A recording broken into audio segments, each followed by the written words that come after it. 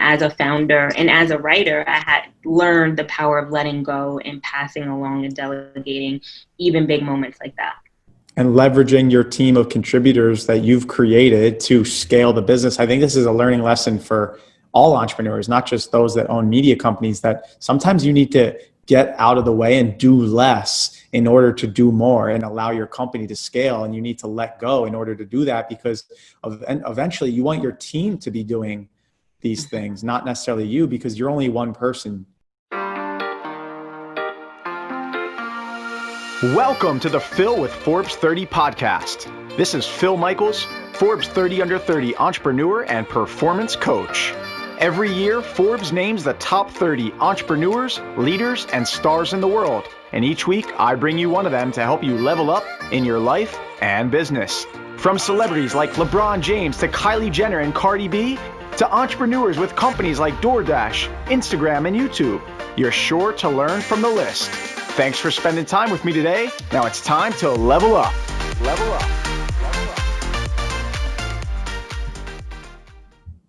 Welcome to the Phil with Forbes 30 podcast. Today we have a very special guest.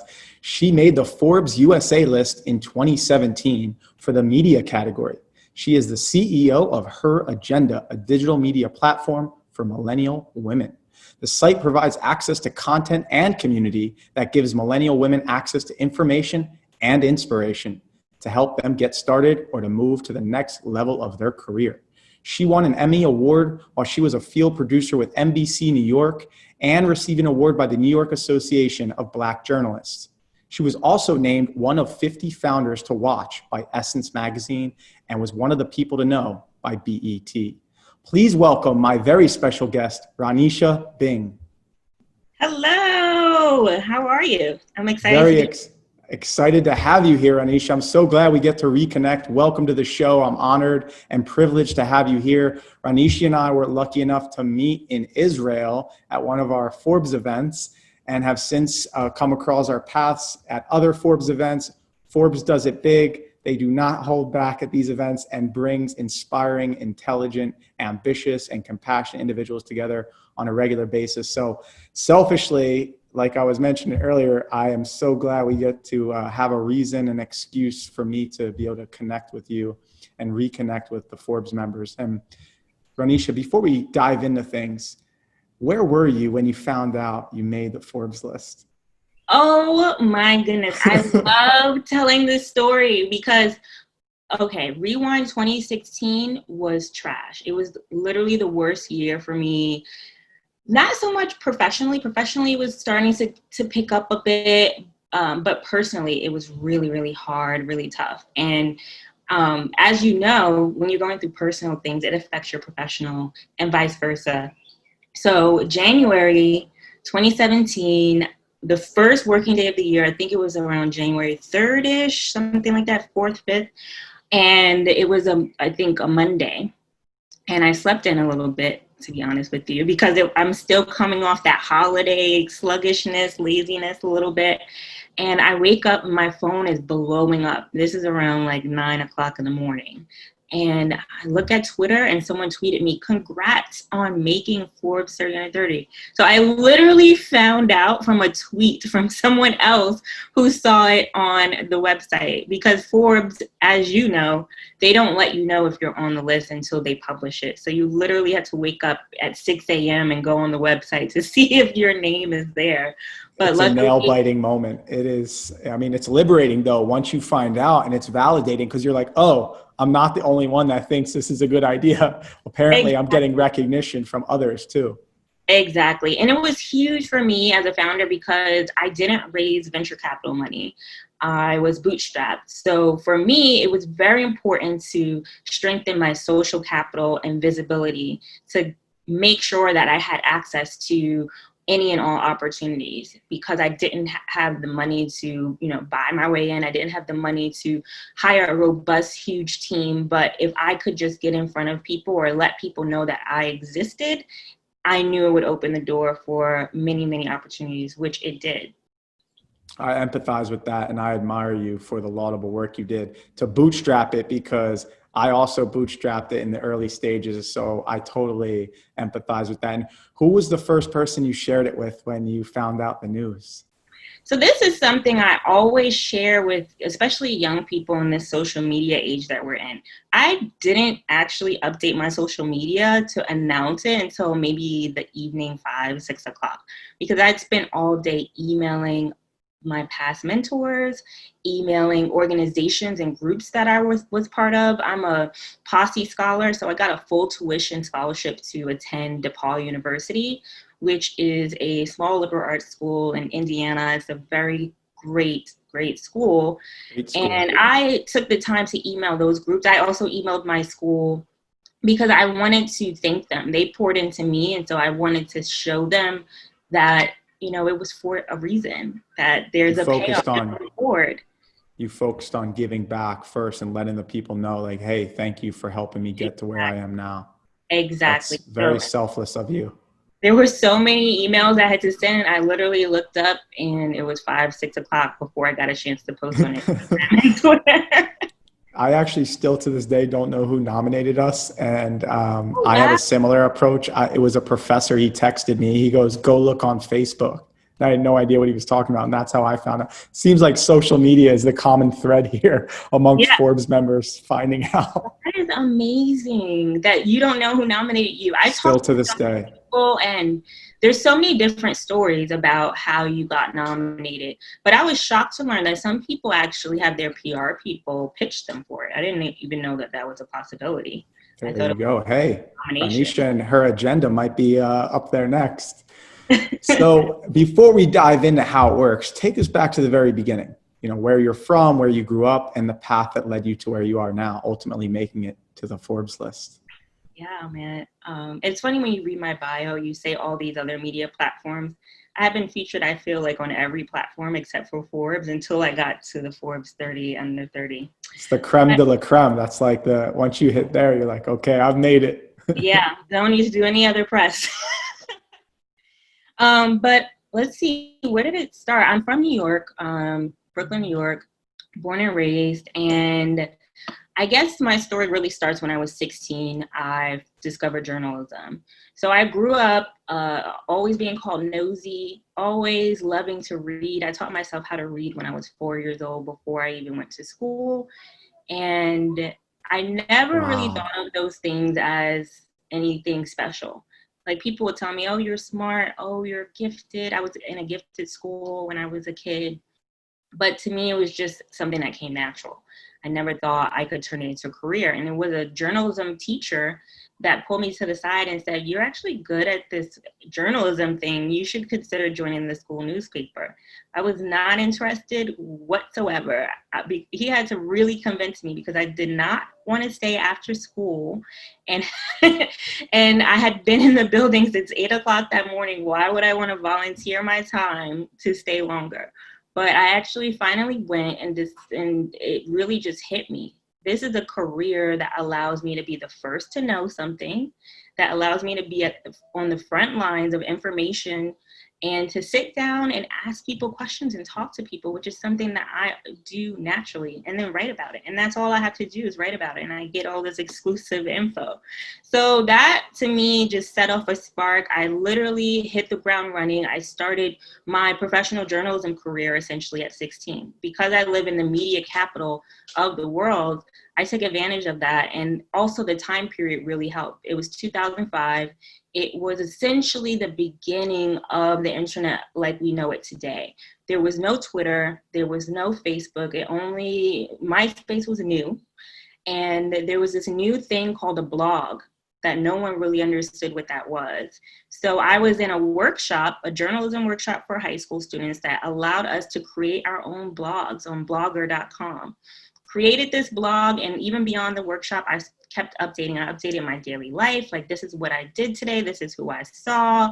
And I also put my interviews up there in addition to joining other student publications. So literally by the time I got to college, I had bylines under my belt from places like AOL, from my own publications, from other places. And I had maybe 20, 30 mentors who were editors and producers at different news media organizations.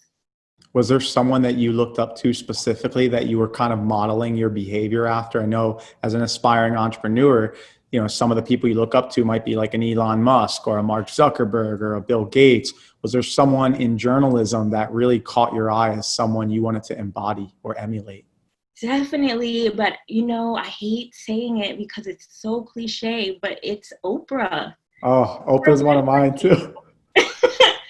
And She's she started amazing. out as a journalist and eventually owned her own company. And that to me was a powerful path. I never thought that I would own my company so early in my career. I was definitely planning to go into journalism, be an editor maybe at a magazine or a producer at a TV show, then work my way to being on air. And once I had enough money and maybe a reputation in the industry, I would launch something that was my own or take over whatever it is that I was hosting. Like, but if I hosted a show, I would try to buy the show from the network, something like that. But I ended up getting into entrepreneurship early.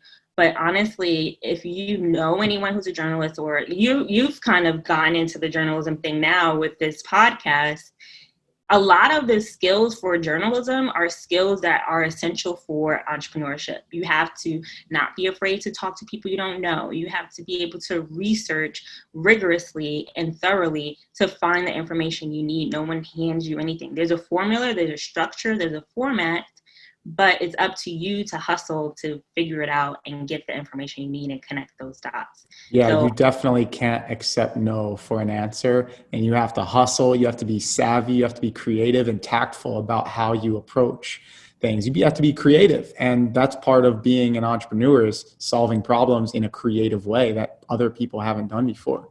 yeah. So, I totally empathize with the Oprah thing. I've always looked up to her story coming from nothing to where she is now. And then one of my favorite interviews of all time is when she interviewed Pharrell. And he's crying he's like, I can't believe I'm crying on Oprah. Yeah. The thing that I know Yeah. exactly the interview you're talking about. The thing I loved about that interview is how much he talks about his team, and his team was essentially all women. And he just went on about how women are the future and invest in women. And I was like, I need to get in touch with Pharrell. I haven't gotten in touch with him yet, but it's going to happen. Hey, Pharrell, if you're listening, this is your opportunity to get in with her agenda. And I empathize with that too, but I love how he spoke about when you create something bigger than yourself and that it takes its own identity at that point where it's so big, it becomes a movement. And with his song Happy, it really did, where other people were starting to create on top of his original song and create their own music videos around the world. And then, I was lucky enough to witness the power of a woman firsthand because of me being in early childhood education, which is how I made the Forbes list with Tembo. The investment you make in a female's education versus a male's, the return on investment is much higher for a woman. And they even have performed studies, and I've shared these on Facebook too, because it's profound and them. But for the audience listening, I'll have to share them in the show notes because they're just astounding. And when a woman is invested in, she returns the investment on her community, and they spend, like, don't quote me on the exact number, but it's like 75% of their money goes back into the community. And whereas if a man is invested in, it's like 75% of the money goes to himself.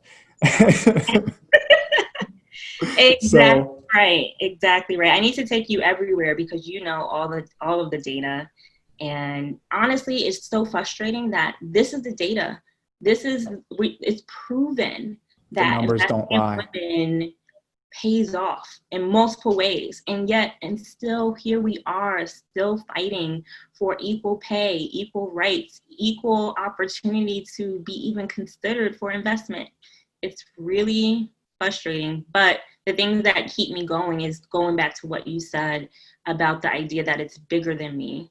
And I can't let my emotions and feelings stop me from pushing forward and keeping going. And honestly, even if I thought for a second to stop, I always get some type of sign, an email, a text, an opportunity that comes across my desk that shows me, okay, we see you, the universe is responding, and you need to keep going.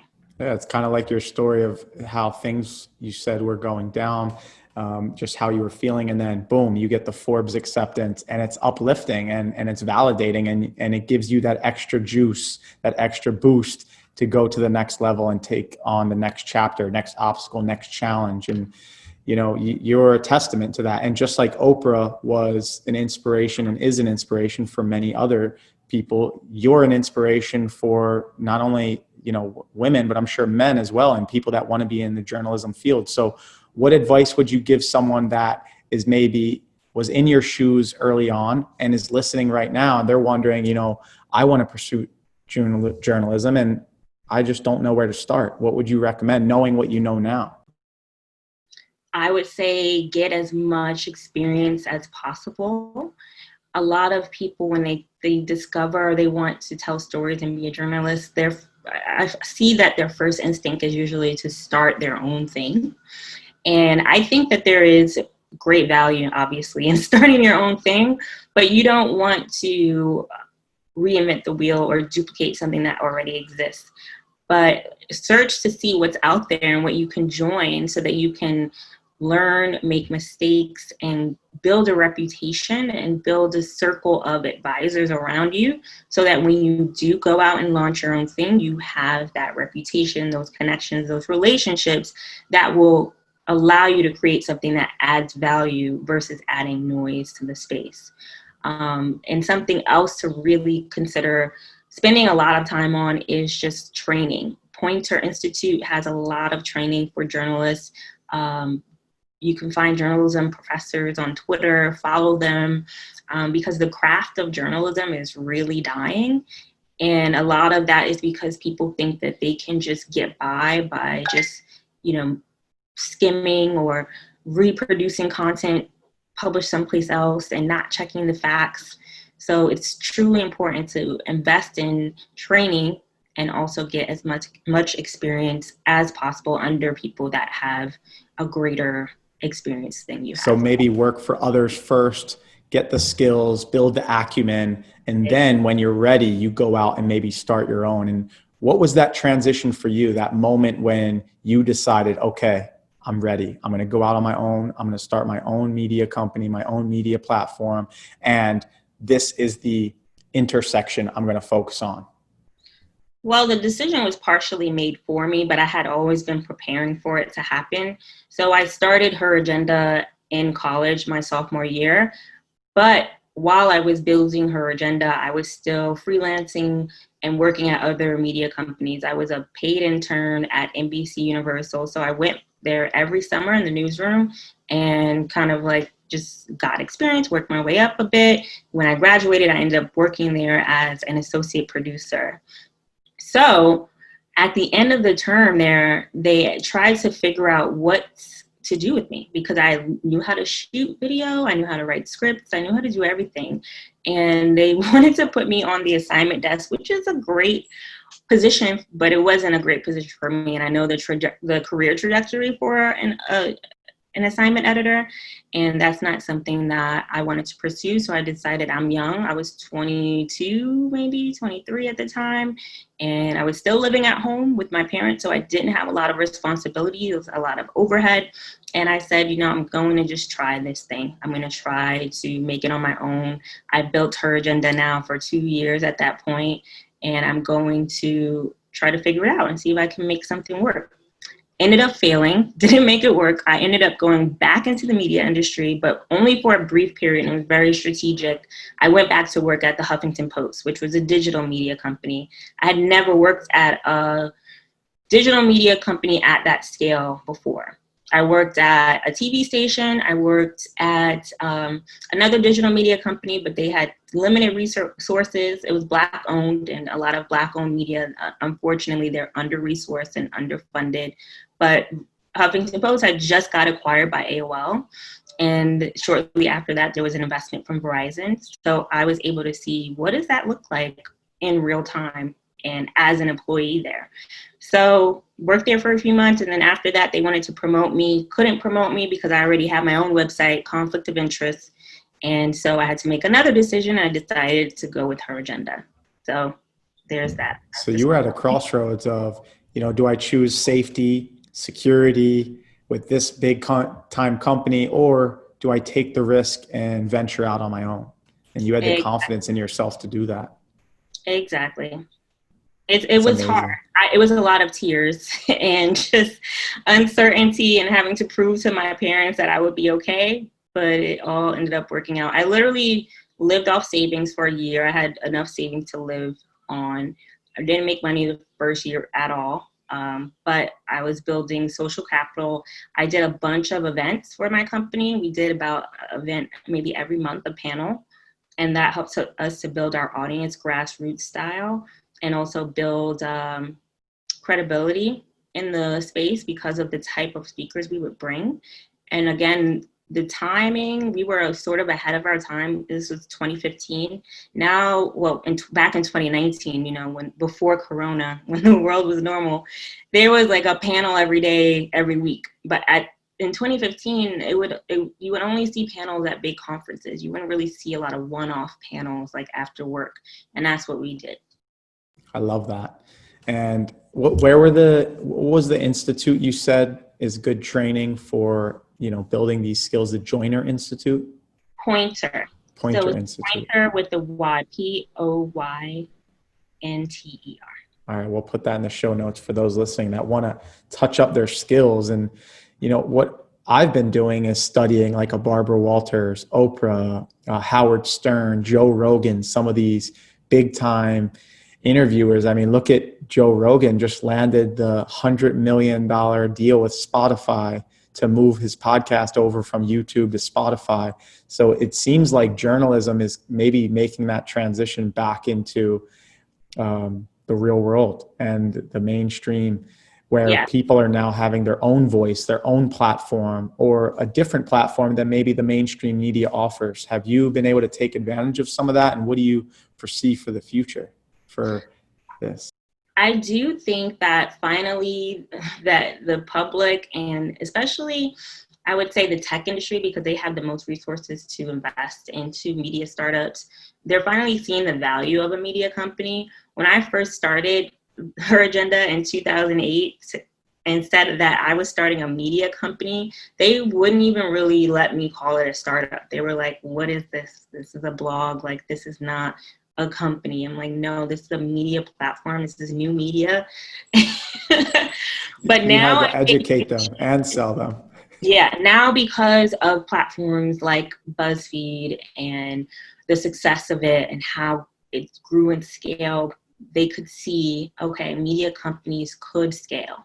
Because that was the biggest argument, is that it can't scale. You can't scale a media company. And unfortunately, I wasn't the right person to convince them, but other people managed to convince them. And honestly, I think everything happens for a reason, because at least I still have 100% control over my company. And primarily what we rely on to grow and innovate and bring money in is relationships with brands. So a lot of brands now are interested in working with diverse media platforms, which is really great. And so it's helped me a lot with just pushing through partnerships quicker and closing deals faster. That's really it. And now you have all these relationships. And who's been maybe your proudest interview or person or brand you've worked with so far that you really are just amazed by or proud of and can pat yourself on the back for? Well, I will go back to just an early time in the company history. In 2013, we landed an interview with a big journalist. Her name is Soledad O'Brien. And she is known as a producer and anchor for places like CNN. Now she has her own production company where she sells docuseries to different networks and things of that nature. But she was like the Oprah to me, like if I had got an interview with Oprah. And when I got that opportunity, instead of me doing the interview myself, I was learning how to delegate and share big opportunities like that with my contributors and my network that I had built, a contributor network. And mostly I would do the big name interviews, but I said, I need to start to step away so I can focus on the business and make money and pay these writers so they can do this stuff and get this opportunity, because I didn't have a lot of money to pay them big bucks. So I thought, a way for me to give back to them is giving them the opportunity to sit down with someone like Soledad. So that to me was a big turning point in the company, and everything went great. She loved the interview. Smart. I She love it. follows us on Twitter now, and it's been so many ripple effects from that. And that's just like one example of, when as a founder and as a writer, I had learned the power of letting go and passing along and delegating even big moments like that. And leveraging your team of contributors that you've created to scale the business. I think this is a learning lesson for all entrepreneurs, not just those that own media companies, that sometimes you need to get out of the way and do less in order to do more and allow your company to scale. And you need to let go in order to do that, because eventually you want your team to be doing these things, not necessarily you, because you're only one person and it won't be able to scale and grow to the size that maybe you want it to if you're always the one in charge of everything and doing everything. But it sounds like you were able to do that at such an early age. I mean, this is an inspiring story. And what do you think, thinking about your success, what do you think was the single most important attribute, Ranisha, that got you to where you are today? I just showed up. I would relentlessly research things, and I showed up to everything. When I first started, I went to every conference, every panel. If they told me I couldn't be there, I would finesse and figure out a way to get it done. There's a story. I had a celebrity interview one time, and I did it over the phone. My mentor set it up for me. This is the first time I ever did a celebrity interview. And then I looked up on TRL that they were going to be on TRL that week. I was one of those kids actually that went to TRL after school, and I would be in the audience a lot. So I was there so much. The security guy knew me and the producers knew me. So I said, oh my God, if I go to the TRL building the day that they're making an appearance. We just lost you right there. You said we can edit this part, but you said, I heard you say, I used to be the kid going up to the TRL and the executives knew me. And then what? Okay. So I used to be the teenager that would go to TRL after school. So the producers knew me, the security guy knew me. So I said to myself, okay, I'm going to go up there and try to do an in-person interview to get some color for my story. And I had already done the interview. So I emailed the publicist, and he's like, well, I don't know. It's not my building, so I don't know if I can get you in. And I said, okay, well, we'll see. And I literally emailed him, like, I'm in the lobby. And the security person said, who are you waiting for? I'm like, oh, this person is supposed to come get me. He came downstairs, brought me up. I was backstage at TRL because I just went in like I belonged there. Wow. And I knew what I was talking about. I had the right names. And that's really gotten me into a lot of places and a lot of doors, and helped me to build what I think is the most important thing. Aside from getting myself in the room, is the relationships that I've been able to build. And a lot of the people that I met along the way are now in decision-making positions and positions of power. And they remember that I've always been this person that's focused and that is about her business and is not afraid to hustle and get it done. And to me, that's natural. Like I said, it's a natural part of who I am and what I do. And as I've grown and seen a lot of different types of people in the world, I've noticed that some people don't have that hustle or that integrity to complete something. Like, you'll send them something and you'll never hear from them again. And it's like, did you do anything with that information I sent you? But stuff like following up and actually following through is so important. And it allowed me to build this strong network and these relationships with people where if I haven't spoken to someone in 5 years and I reach out to them, 99% will get a response positive. I believe it. And I mean, half the battle is just showing up, like you said. So I echo that. Showing up, being present, and being assertive. And you had the confidence and the drive and the passion and the ambition to even take that risk, go in there, act like you own the place, and know your worth and know that you deserve to be there. And you weren't going to take no for an answer. And a lot of people, I think, especially women, maybe have not had that assertiveness or the confidence. And you and I were just talking about this, how the same position at a company in employment, typically the woman is paid less than the man, even though they're doing the same duties and roles and it's the same title. And I looked into this. We know the statistics, the numbers are there. And Adam Grant, the famous professor from Wharton, University of Pennsylvania, looked into this. He wanted to understand why. And he found that the number one most impactful variable for contributing to longer term wealth and salary within a company, within your career as an employee, is your starting salary and your initial starting salary. So he looked into, well, what could be the difference in your initial starting salary? And he found that men negotiate their initial starting salary 57% of the time, and women only 7% of the time. So he went on to help women become more assertive, learn negotiation tactics on how to properly negotiate your initial starting salary, which I know you already know these statistics, but I think it's so important for women to have access to resources like yours, where you provide this content for not only motivation and inspiration, but tactical action items they can check off their list in order to make sure they're doing the right things at the right time with the right people. Yeah. And it's a combination of reasons why that happens. One of them is just lack of access to mentors, because who is going to tell you that you're allowed to negotiate? The job is not going to tell you, oh, this is what we're offering to begin with, but if you don't like that number, let us know a better number that works for you. They don't do that. And so lack of mentorship is a big reason why that happens. And so that's why we started a private community. It's called Her Agenda Insiders.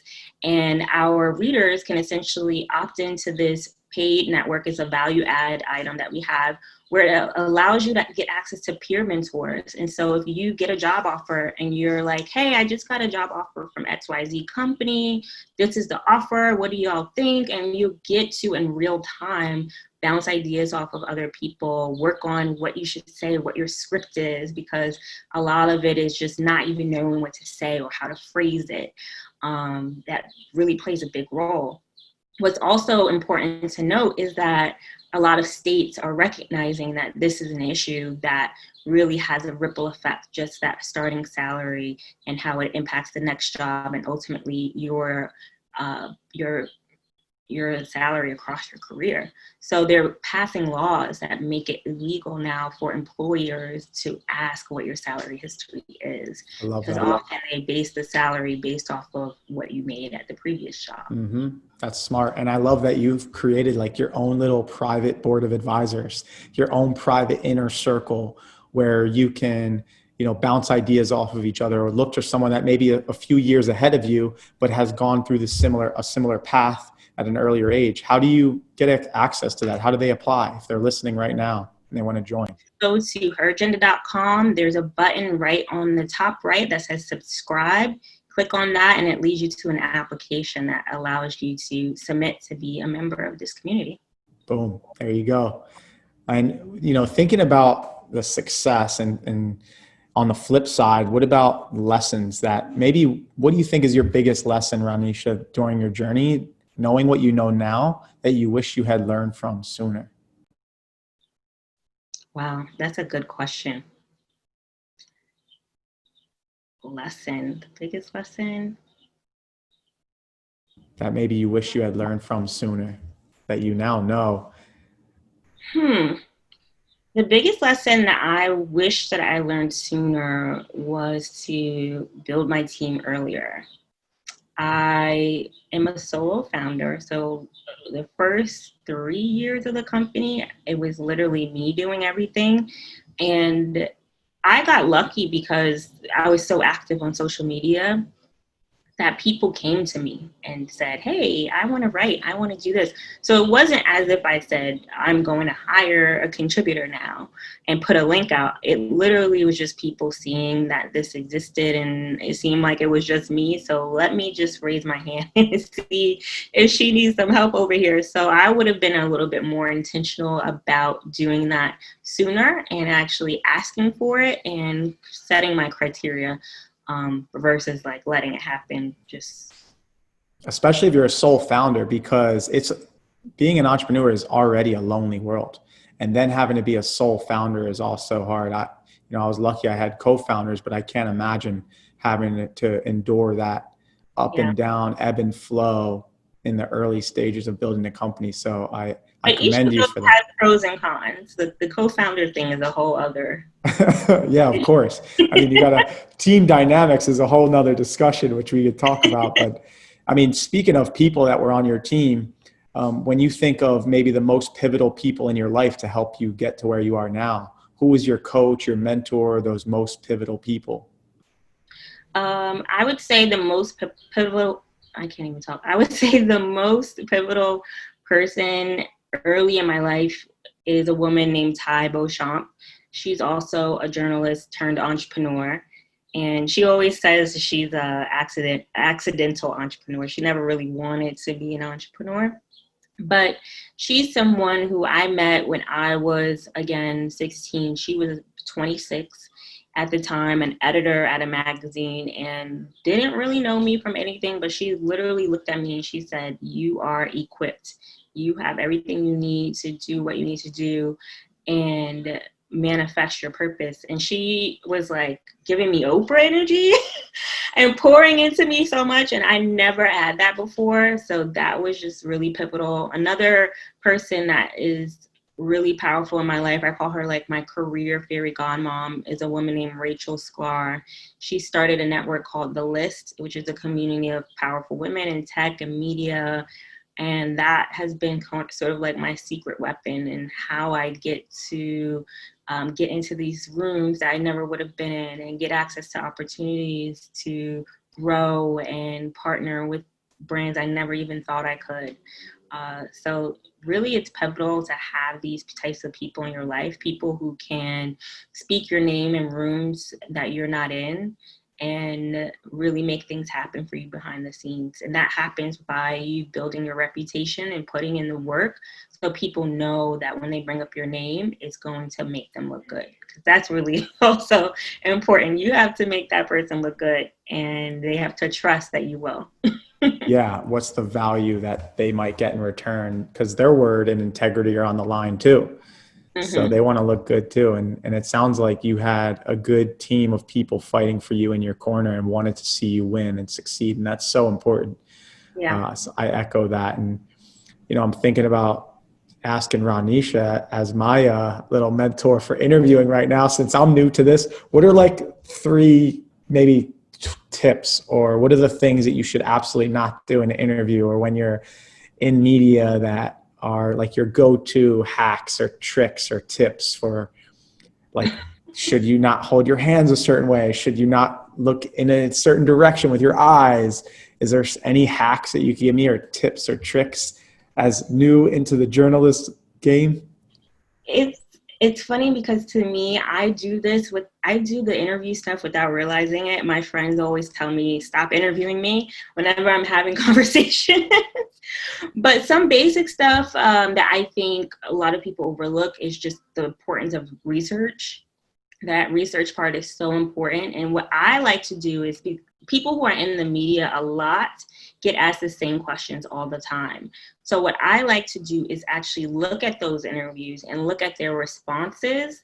And instead of asking that kind of similar same question, I'll ask a follow-up question from one of their responses to a past interview. So when I'm delivering the interview, what I'll do is I'll mention that I read it, where I read it, what their response was, sort of summarize it, and then ask the follow-up question. And it's good to do something like that early on, because if it's someone you don't know, it will just show them early on that you did the work. And that allows them to trust you a little bit more and open up and share something that they probably didn't share with anyone else. So really it's just about being human and understanding where that person on the other side of the table is coming from, what type of day they had, and what their experience and relationship is with journalists, because sometimes people don't have positive relationships with us. So I try to counter that. And just really at the beginning, just making them feel as comfortable as you can by saying, if you're recording, saying that you're recording them. And if you're taking notes, let them know, like, I might break eye contact with you a little bit to take down some notes, because I want this conversation to be conveyed in the most accurate way possible. And when you say something like that, then they're sympathetic to, okay, he's taking notes because this needs to be accurate. He's not going to quote me. Yes.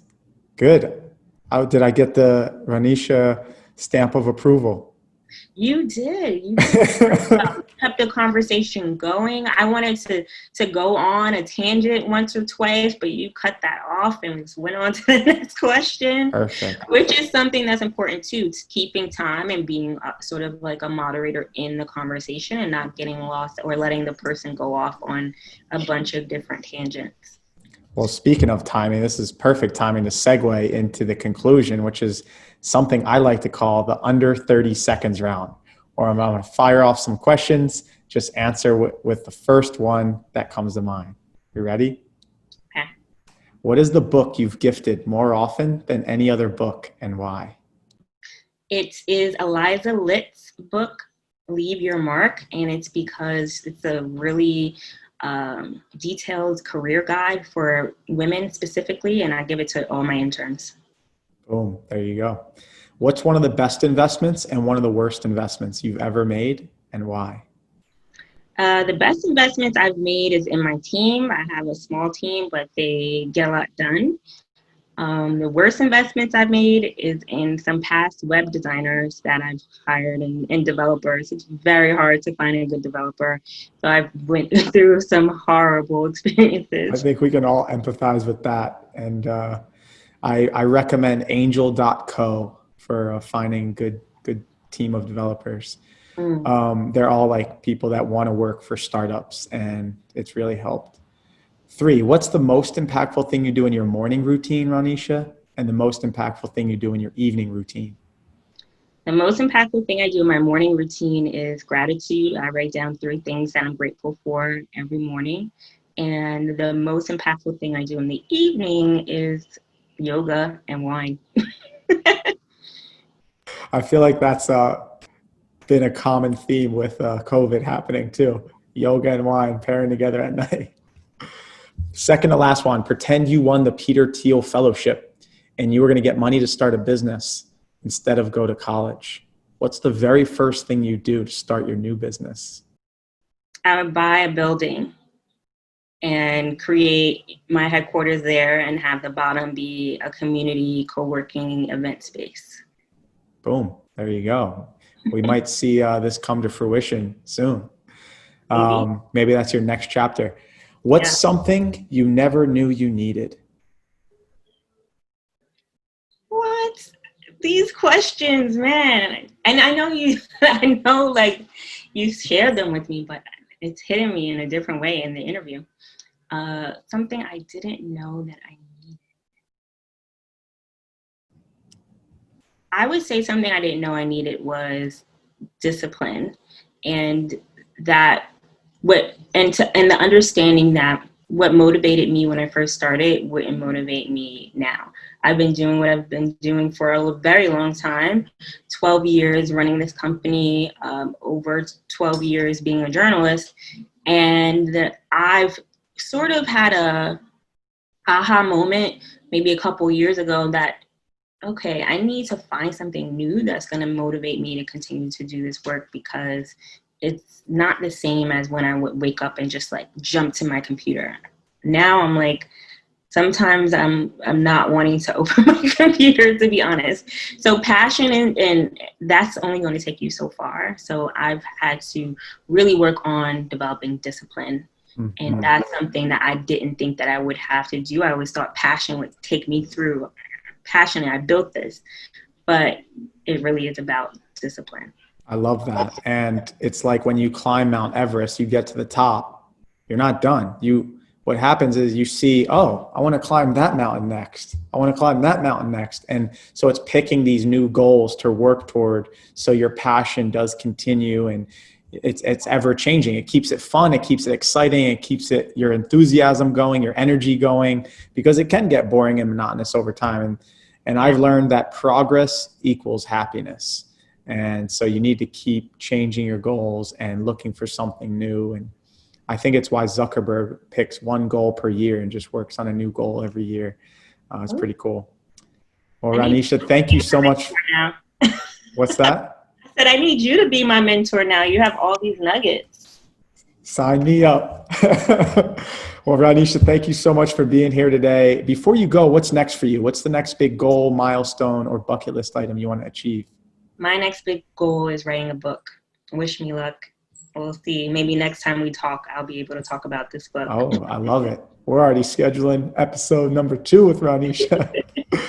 All right. This is awesome. And where do listeners go to connect with you directly? You can reach me. I have a personal website, ranisha.com, where it has all the ways to reach me. I'm on Twitter, Instagram, LinkedIn. Definitely reach out. Okay. We'll put that in the show notes. Please go connect with Ranisha. Thank you, ladies and gentlemen, for being here today. This is Ranisha Bing with Her Agenda, who empowers millennial women. We learned so much today. We learned how to negotiate your starting salary, how important it is, how to hustle your way into MTV's TRL in Brooklyn, New York. And we also learned the importance of mentors and having an inner circle, whether it's coaches, advisors, people that are fighting for you in your corner. Ranisha, thank you so much for being here today. Such a pleasure. I hope this episode helped you as much as it helped me. Have an amazing day. Thanks for joining us today. I hope this episode helped you as much as it helped me. Who do you think would benefit from hearing it? You can make an impact on their life by sharing it now. Before you go, I encourage you to tell us your favorite part of the episode in the review section. Now it's time to level up. Level up.